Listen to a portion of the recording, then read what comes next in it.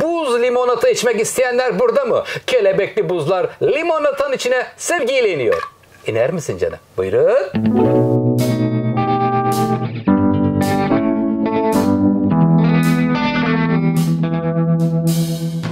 Buz gibi limonatam var. Limonata içmek isteyen var mı? Sizin için enfes bir limonata tarifi geliyor.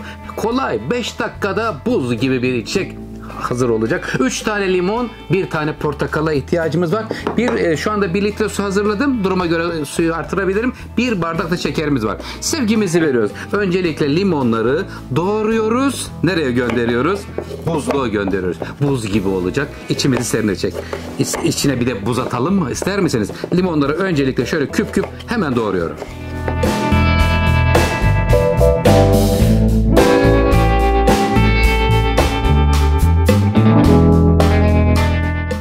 Limon ve portakalı doğradıktan sonra şimdi hemen buzdolabı poşetinin içerisine alıyorum. Dondurucuya göndereceğiz. Çok uzun süre kalmasına gerek yok. İsterseniz uzun sürede kalabilir. Problem yok.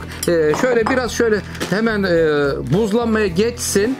Şöyle bakın şu yöntemle yaparsanız canım havasını çıkartır mısın nokta üstü?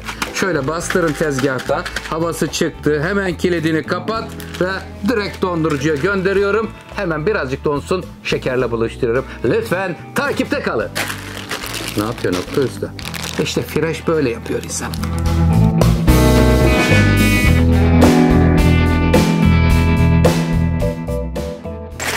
Dondurucuda biraz buzlanma yaptı böyle bakın görüyorsunuz. Çok güzel oluyor. Böyle buzdolabı poşetlerine koyun.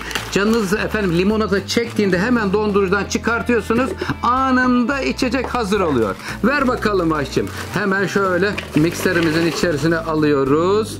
Buranın üzerine 1 bardak şeker. Herkes damak zevkine göre lütfen şeker miktarını ayarlasın. Az şekerli, yoğun şekerli, orta şekerli. Hadi bakalım. Bismillahirrahmanirrahim.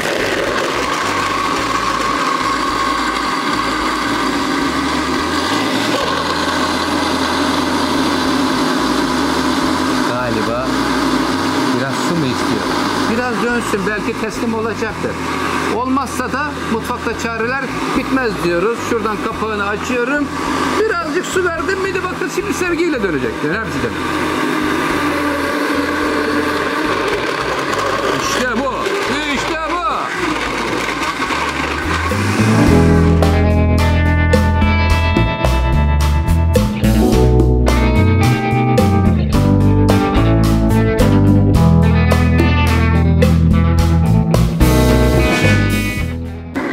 Evet, rengi de çıktı. Gayet güzel oldu. Böyle dokunduğunuz zaman da buz gibi içimizi serinletecek bir içecek dedik efendim. Al bakalım Oktay Usta. Açıyoruz kapağını. Şimdi rengin güzelliğini göreceğiz. Subhanallah. Rabbim ne güzel nimetler veriyor. İçerisinde hiç herhangi bir boya yok. Sadece portakalın ve limonun kabuklarının birleşmesiyle çıkan altın sarısı limonata Oktay Usta'dan.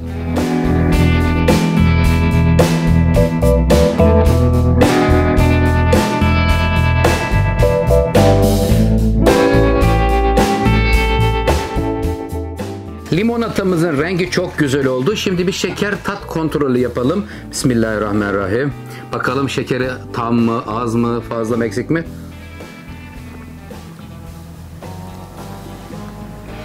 Şekeri az geldi. Limonu ve portakalı çok keskin geldi. Tamam güzel. O zaman bu durumda ne yapıyoruz? 1 litre su koymuştuk. 1,5 su bardağı ver suyu açacağım.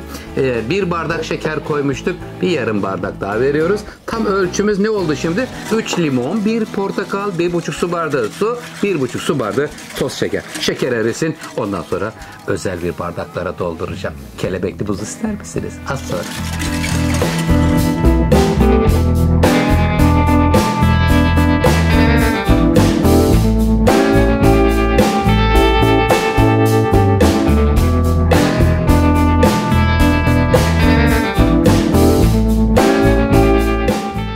Limonatalarımızı bardaklarımıza doldurmaya başladık. Kelebekli buzlarımız şimdi hemen kalıbımızdan çıkmaya başlıyorlar.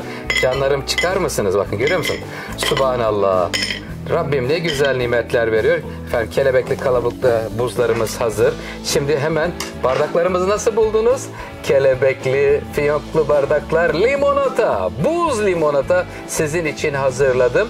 Daha fazla tarifler gelmesini istiyor musunuz? Yorumlarınızı ve beğenilerinizi bekliyorum. Sizleri çok seviyorum. Sofranızda en güzel tatlar ve lezzetler olsun diye çaba sarf ediyorum ve gayret gösteriyorum. Şurada dursun. Evet, şimdi veda vaktimiz gelmiş. Buzlarını atıyoruz. Yavrularımızı, sevdiklerimizi daha fazla bekletmeden efendim kelebekli buzlar da limonatanın içine iniyor ve efendim sağlıklı, mutlu, huzurlu günler diliyorum. Sizleri çok seviyorum. Hoşça kalın, sağlıklı kalın. Allah'a ısmarladık efendim.